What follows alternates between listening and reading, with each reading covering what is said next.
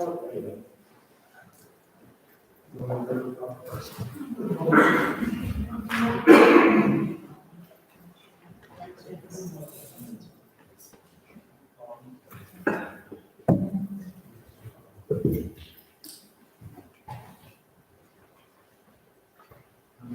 spaces there, paper at the tables, just sit wherever. All right, which one? And I'll show you. Good. Just wait that way.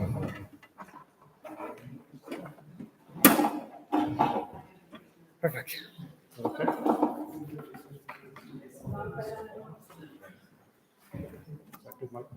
Yeah, it looks. Yeah, I'm just gonna go into.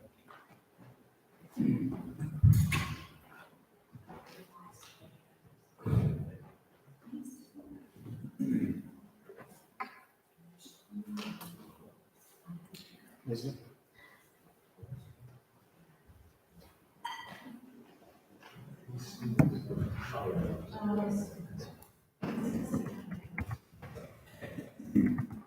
You can tell me when.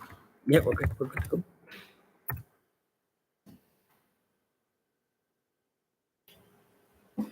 Morning, everyone. Welcome. Thank you for coming to the Carlingford Heritage Center for our workshop, the History Writers Workshop. As you can tell, this is a beautiful place. For those who are participating online, wish you could see it. It's a beautiful medieval chapel here in the central part of Carlingford. If you're ever in this area, please come by and visit. You'll learn a lot about Carlingford and the history of the town and the 13th century tower that they have built as a portion of this church. They've been very helpful to us, and I want to thank them for their work in hosting this, the folks here at the Heritage Center. So today, we're going to be talking about history, research. We're going to be talking about style and methodology, different forms of media for reaching readers who are interested in history. We're glad you could join us. Everyone should have a copy of the agenda here in the room. And you'll notice that we have provided titles to you. They are rather generic titles for each of the speakers, and they may vary as the speakers come up and tell you more specifically what they'll be addressing in their presentations. We have a great lineup of speakers for you. They'll be writing about or talking about different media writing styles, the methods of research, some fantastic new resources that will help writers characterize the places and events and characters with greater fidelity to historical characters, places, and events. And why are we here? Well, you know, the importance of what we're doing, I think, was best said by Irish-American writer David McCullough, who just passed away, one of my favorite authors. Writes a lot about American history. I love American history as much as I love Irish history. He says that history is a guide to navigation in perilous times. History is who we are and why we are the way we are. So it's important. It's an important matter for us to tend to in our work as writers. And you don't have to be a historian to be a history writer. If you're writing novels, if you're writing for blogs, if you're writing for video scripts, there's a whole array of possibilities for writing about historical elements.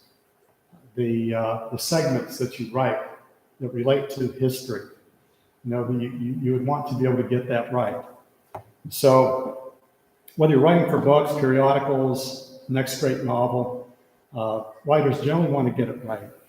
And we want to know about the things like the settings, the clothes, the characters, the technology. And so we'll be talking about some of the resources that help writers to do that in order to weave those elements into their stories. We have 4 speakers for you. I'll introduce them to you later. Before we begin, I would, however, like to introduce Michael Doyle. Michael here in the room. And for those who are participating online, I'll be introducing Michael to you later, and I'll tell you all more about his background. But Michael's been a very important part of this project, a real partner with me in putting this together. So thank you, Michael.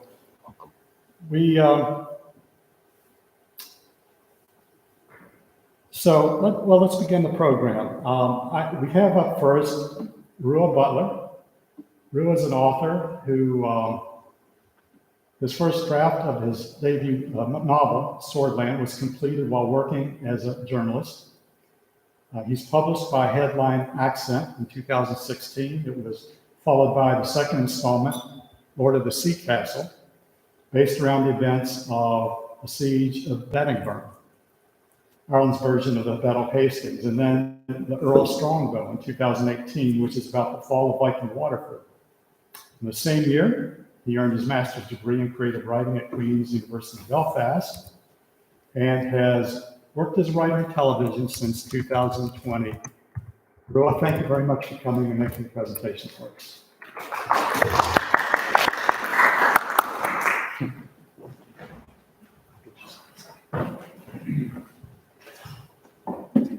It's like awesome.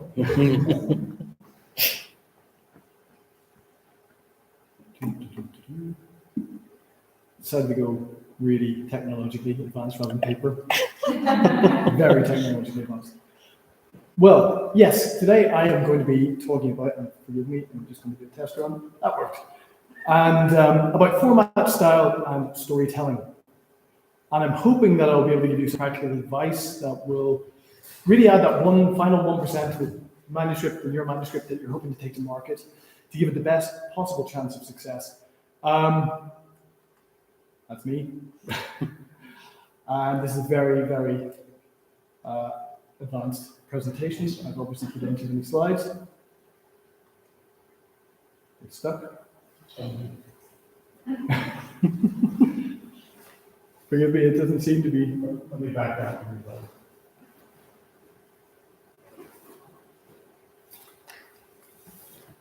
But I will say a little bit about myself. As we've heard, I did biomedical sciences at university, then switched to journalism, and did mostly sport and journalism, then wrote a historical novel, then went back to university and did an English degree, and then started working in television. So I've got a bit of a varied background career, so hopefully that at least says that I've got a few things that might be worth hearing. We're on the way. Not quite. That's okay. I can continue anyway. So the three headings that I've been given from my part of the presentation are format, storytelling, format, style, and storytelling. Don't let the dress sense give you any information that my style is not here. Owen. But by format, what I mean is the way that a piece of writing is presented, and that's nothing to do with the quality or lack thereof in for my benefit, of the content in your story. It's merely to do with what it looks like on the form. And believe me, it is something that is very, very important when it comes to editors and agents, particularly those who are about to take their manuscript to market. I've heard, and hopefully this is wrong, but I've heard that agents and commissioning editors will very often take any tiny little detail, and that's enough to put it in the slush pile. So we really want to get it right in the first instance when you're taking something to market. The slush pile is that famous large pile of books that everybody's book has either ended up in or started in. So hopefully these little tips and tricks that I've learned that will help it along the way. Apparently, and what I hear is that agents in Britain, in any event, get about 100 unsolicited manuscripts every week, which is a heck of a lot to try and wade through for a small agency anywhere in the UK. I would imagine that those numbers are in other parts of the world as well. But it means that you really want to be on the money when your manuscript hits the table of an agent or a commissioning editor. We are getting just keep trying every now and again. We should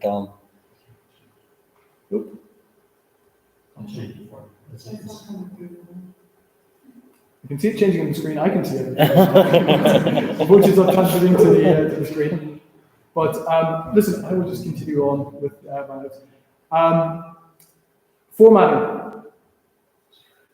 It's one element of your writing that all it requires is you to sit down and do some hard work and to try and make it work.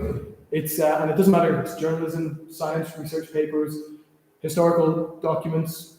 It doesn't matter. It does make. Oh, hang on. Wait. That was me. Haha. Format. Here we go. Now we're motoring. So format. This is what I'll do today, by the way, just to jump backwards. Making your manuscript look more professional, and we'll work on style, and that is what makes a manuscript irresistible to an editor or an agent, and then storytelling. What makes a story come to life? So we'll just keep going as we've got this going. And this is me, so I'm just gonna boom, boom, boom. I don't know why I put this in now. It's a heck of a thing to say. And we'll go on to the first element, which is the format. Making your manuscript look amazing. Let me just see what I've got first. Okay, I was going to say a little bit about personal experience and as a writer of historical fiction. As we were saying, my first piece of work was a book called Swordland. I'd never written anything before that. I was working as a journalist, but this was the first thing that I'd ever written. And it hit a desk of an agent. Sorry, first I sent it to a family friend who was a writer, and he said, "It's fine, it's good, needs some work, but it looks dreadful. So you need to work on that." And that was the first thing he said, it looked dreadful. Now, I immediately took that to heart, and I really, really worked at it to make it look good. I'm going to just prove these, because these are two things I've been working on, Edwardian novels. I'm going to use the bottom one, which is very much a first draft, as an example throughout this, so you can see what it shouldn't look like, really. But this is called Contretemps, yes, at the shooting party. And it is set in the a little bit different time to what I said. This is the sort of thing that I believe that editors sometimes see, editors and agents sometimes see. This is roughly a layout. Hopefully you can see this online. Everybody's good. It's something that maybe you might see a primary school person put forward, perhaps. But it's sometimes, this is the sort of thing that agents will see, and it just doesn't look good. So the first thing that you don't want to include are stock images. That just says, don't do that. That's a no. Oh, here we go. So we'll take that one out. The next thing you don't want to do is put your name and title. And these are just little things that people I've seen people done, and people have definitely done. They put the name of the title of the book in the header and their own name, presumably trying to say, oh, listen, they'll not forget my name if it's on every page. They'll not forget my title. It says Contretemps in the title, for God's sake. It should be unforgettable. Don't do it. It's distracting, and any editor or agent worth their salt will see it, and it's distracting. So let's keep that out, and we'll take those two out. So hopefully this document, again, nothing to do with the content. It could be dreadful. It could be great. Tim, you can give me a call at the end if you think it's great. Otherwise, don't worry. So again, we're getting towards something that looks a little bit more professional. And these are, again, these are very easy tips to fix. They're nothing to do with content. But of course, what do we not want to do? Lemon Comic Sans, who would have done that? Really and truly. Somebody will have done that, unfortunately. It just hits desk and it will end up in the slush pile first thing. So we'll move over to good old Times New Roman. It's an oldie and a goldie, and it always works. But it's not in 14 point. It needs to be 12 point Times New Roman. Now, it's starting to look a bit more professional, I think, from given where we started, but it's still not there because we need to remove the justified edge on the right-hand side. Don't justify, to me, I like the justified edge. It's proper orderly, but I've heard that they don't like it, they like it ragged. So this is another thing we can take out and make it look far more professional. And again, nothing to do with content, just format. It's really simple things to change. What else do we have in there? And I've completely lost my point. So no spaces between the paragraphs. These little spaces here aren't required. Again, people will think, an editor hits their desk, they think, oh, maybe this isn't quite as long as they're saying. You know, they've only sent these pages, and it's, you know, they're obviously trying to take up space. It's distracting. It's not needed. So take them out.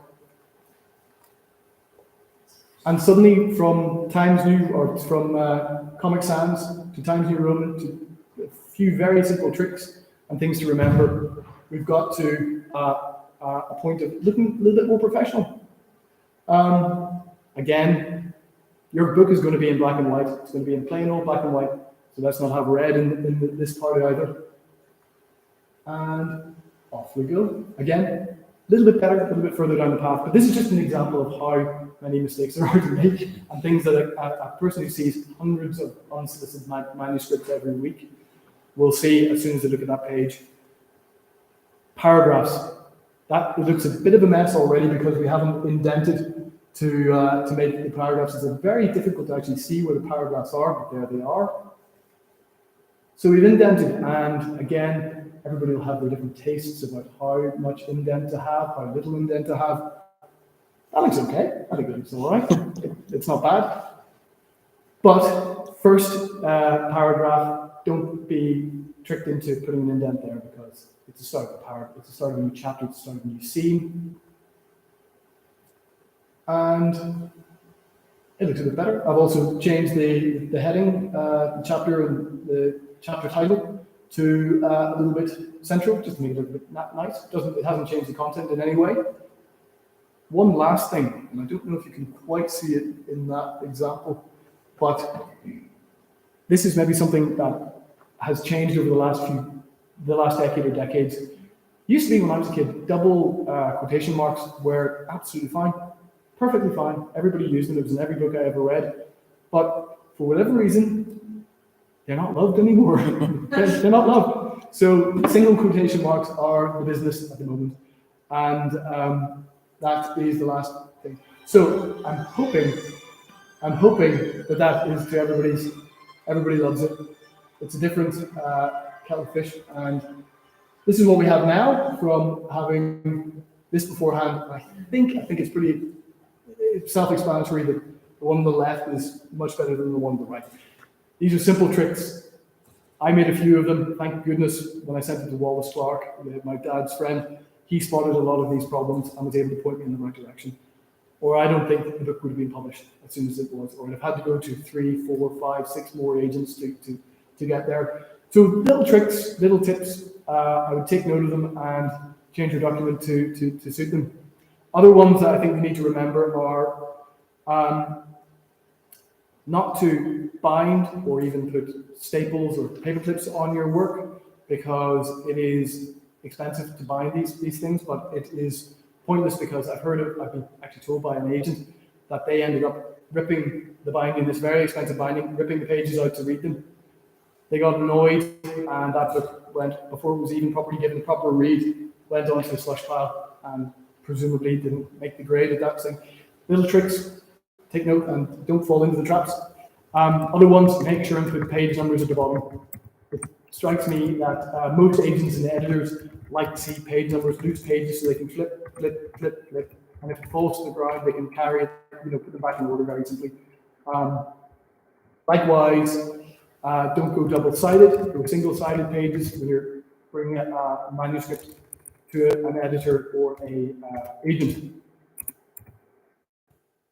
Why these tips? And they are very simple. They're not groundbreaking in any event. Well, they're here because it's to an agent, if he sees these sort of things on our version on the right, they'll think that they're being distracted by colors and shapes and sizes and names and images. They think they're being distracted from the actual content of the book. And however, it wouldn't be my style. I quite like this clean version on the left. But some people might be tempted to go with the version on the right. I just think it takes away from the actual content of the book. And you need to live with the content of the book, and that will be the thing that they make the decision on. What else? I'm trying to think on my feet here now. Title pages. Keep them nice and simple. Don't give them too much to do about it. Excellent title, isn't it? It really is. Everybody's going to hate it. I love it. But keep it simple. Keep it very, very plain. And what you're really aiming for across the board in the formatting is to be clear, have clarity on what you're trying to present to the editor/agent. Along with your manuscript, presumably your first 3 chapters, if it's a work of fiction, trying to, you don't need to bring your first 3 chapters, but I would suggest you bring chapters 3, 4, 5, 1, 2, 3. Keep them in that sort of order. Don't be going from 1 to 7 to 4. Keep them in a nice order. A good agent or editor will be able to see the quality of the writing, no matter if it's the start of the book, middle of the book, or the end of the book. Synopsis will go along with it. Keep this kind of short, but you need to do the whole book. In roughly 2 pages. If you can fit it into one, brilliant. 2 pages, I would suggest, is the maximum. But the synopsis doesn't need to be a blow-by-blow account of everything. Oh, Geoffrey jumps into a boat and sails to Carlingford and has a pint and then goes back to Omeath for another pint and then goes back to Newry, and it's wonderful. Doesn't need to be a blow-by-blow account. What it needs to be is the main motivations of your protagonist. It needs to be your main plot points. You do need to give them the ending. I have heard, and again, this is anecdotal entirely, but I've heard of people who have said, and if you want to hear the ending of my book, you're going to have to buy the finished copy. Again, another little trap not to fall into. Give them the ending. They want to know. They want to see how this plays out. Again, a synopsis needs to be chronological and clear. I think this is a buzzword that's going to come up again and again and again in this presentation. It's going to be clarity. You want it clear and clear is above all. And then in the synopsis, I would imagine some historical context. You probably need to be able to place this where you're going. And that goes for even a piece of non-fiction, where you want to be able to put this and say where in the market it resides. Here's my book. Well, where does it? It's Elizabethan, but it's based in the 9 Years' War in Ireland solely. It'll give a little bit of to this, but context and obviously talking about Owen's tome, I think it's right to say. But you want to be able to place it, and maybe a writer. Jim O'Neill is a popular writer from the north. He probably has something that you'll be able to say. Here's why it's slightly different, and here's why it belongs alongside this really worthwhile read. Just to be clear, the synopsis is different to a book blurb. The blurb in the back of sometimes I'm sure Tim has written a blurb or two in his life. That's a very difficult sentence to say. It's the book blurb is short, it's exciting, it doesn't give away the ending. It is a tease, it's a teaser for your book. Synopsis is not that, it's not the same thing. Alongside your synopsis and your manuscript, if you're putting a piece of work into an editor or an agent, you're going to want a covering letter, something to say a little bit about you, the writer, your past. Perhaps you've got a history of writing things. Like I was able to say I was a journalist when I was writing this thing, and kicked my feet up and basically had a sandwich and wrote the first book I made. But you need to be succinct. You need 5-6 paragraphs and get on. Again, be clear about who you are and what your hopes for the future. If there's a series in this novel, if it's a standalone, and if you have a supporting testimonial from another writer, maybe not the one that says change the layout and make it better. That might be not quite what you want to put in there, but if you have a supporting testimonial, brilliant. So go